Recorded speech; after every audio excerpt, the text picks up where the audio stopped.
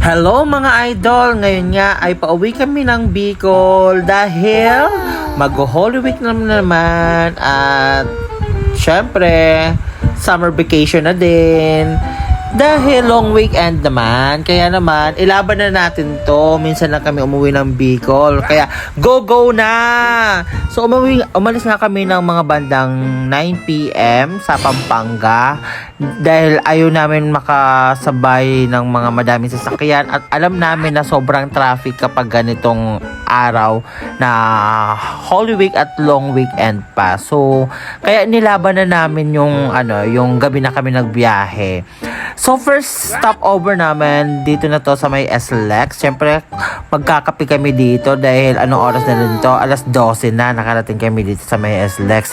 So ito nga, bumili na din ako dito ng chicha para naman habang nagdadrive dahil dalawa kayo magdadrive dito ng aking jowa. So salitan kami dalawa dahil ang tagal ng biyahe ng papuntang Bicol, Pampanga going to Bicol. So kailangan natin pampabuhay. Kaya naman, kami ng Starbucks. Diba? Shala! Starbucks pa talaga yung coffee namin dito. Ayun na nga. So, paalis na yan kami dito sa SLEX. Dito sa unang stopover namin. So, nakarating na kami dito sa may Santo Tomas. Batangas na yan kami dito sa SM Santo Tomas.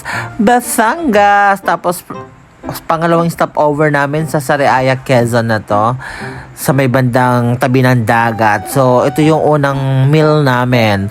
So inubuti na kami ng maaga dito mga idol. Ayun na nagsa-sunrise na mga 5 AM na yan dito. Tapos nandito pa lang kami. Grabe, pagod na kami dito at sobrang antok na. Pero worth it naman kasi ang ganda naman ng mga tanawin, o diba? Tapos so ayan na, sobrang nag-emote-emote pa ako dito pa. Pak! Diba? Ganyan tamang emote lang sa sunrise. Ang ganda kasi. So ito na, paalis na kami dito sa pangalawang stopover namin. Kumain na kami dito tapos konting pahinga. Tapos nag-church na din kami dahil lobat na kami dito. Kaya nilaban na namin, diretso na kasi 6 hours pa yung biyahe from Sariaya, Quezon going to our house. So, ito na, diba? Malapit na, medyo malapit na at naaamoy ko na yung Tagumpay. Char, malayo pa kami dyan, at least mga 5 hours pa yung papunta namin sa bahay. At excited na ako. Tingnan mo, inumaga na kami. Tapos ngayon lang namin makikita yung Welcome Gateway to Bicolandia. O, diba? Sino nag-video nito? Buti na videohan. Tulog ata ako nito. Bongga naman. So, dahil natulog ako noon, ako na yung nagde-drive dito. Kasi nung una si Mahal yung nagde-drive yan. So, ako naman, dahil siya naman yung kailangang pahinga. Kasi, naka 4 hours na ata siya pag nagda-drive dyan. Tapos ako, ayun, Disney Princess lang ang peg. Diba? Ang ganda ng mga tanawin talaga papuntang Bicol. Kahit nakakapagod yung biyahe. Pero naman yung mga makikita mo naman sa dadaanan mo. Sobrang ganda at worth it naman yung mga dadaanan mo. Kaya, hindi siya totally nakakapagod. Nakaka-refresh siya. Nakaka-refresh. So, ayan na. Ito nga pala, lalo na ngayon, sobrang traffic na talaga, guys. Yung, Wednesday kami, Tuesday night kami umalis, tapos Wednesday. Nandito pa kami sa daan. Traffic na, kaya pag sa mga uuwi dyan, at pupunta ng Maynila, ayan, dagdagan nyo ng kaunting pasensya dahil sobrang traffic na talaga. Tapos madami ng sasakyan kasi uwi diba, traffic din dito. Nakakaloka, ilang mga 30 minutes kami diyan naghihintay. Kasi marami pa rin mga daanan na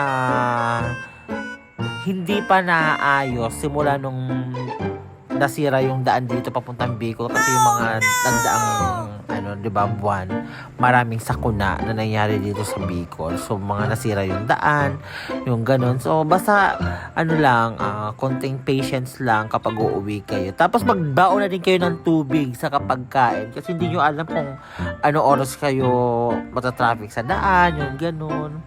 Hanggang ano oras kayo maghihintay na umusad na yung traffic. Kaya ayun, suggest ko lang talaga, magbaon kayo ng tubig para naman hayahay. So, ito na, medyo malapit na kami dito mga idol. Tapos, ayan, ayan na yung Mount Izaro, guys. Wow! Nakakamiss umuwi ng Bicol, grabe.